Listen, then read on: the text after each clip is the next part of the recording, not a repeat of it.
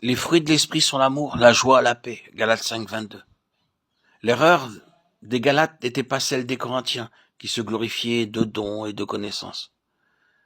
Mais ils mettaient leur confiance dans des observances et retournaient sous l'esclavage des rudiments du monde. Galates 4, 3, 9.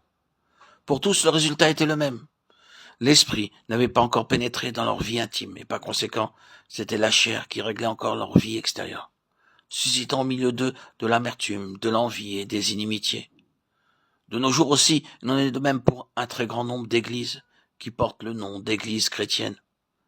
D'un côté, la confiance en la connaissance, en l'orthodoxie des doctrines et de l'enseignement, de l'autre, l'habitude de se contenter des formes extérieures du culte, maintiennent la chair en pleine vigueur sans qu'elle soit jamais crucifiée avec Christ.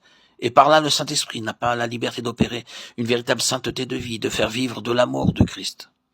Apprenons chacun de nous et demandons à Dieu de l'enseigner à tous, que tout chrétien qui dit avoir reçu le Saint-Esprit doit en donner aussitôt la preuve par sa vie, en se montrant animé de l'amour de Christ, soit par sa douceur à supporter les offenses, soit par son dévouement à surmonter le mal, par le bien et à sauver tous ceux qu'il peut atteindre.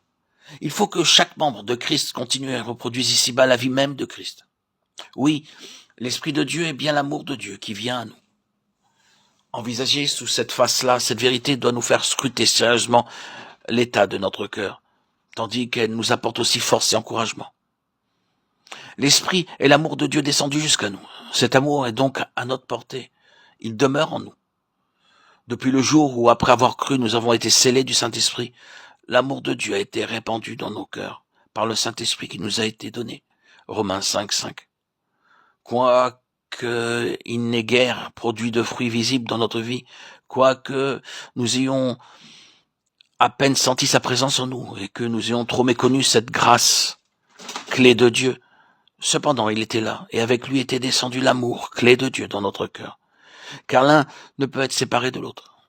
Et maintenant, si nous voulons éprouver davantage sa présence, il faut commencer par croire très simplement ce que nous dit la parole de Dieu. Cette parole est inspirée par l'Esprit.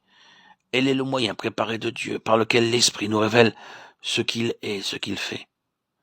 Si nous recevons cette parole comme vérité divine, l'Esprit en réalisera en nous les promesses. Croyons donc que le Saint-Esprit chargé de nous apporter l'amour de Dieu a été dans notre cœur avec tout cet amour divin depuis le moment même où nous sommes devenus l'enfant de Dieu. C'est parce que notre moi n'a jamais pleinement renoncé à lui-même, parce que le voile de la chair n'a jamais été déchiré en nous, que la puissance débordante de cet amour a été arrêtée et que nous n'avons pas eu conscience. Croyons néanmoins que l'Esprit demeure en nous, qu'il est là pour nous faire trouver dans l'amour de Dieu la force de notre vie.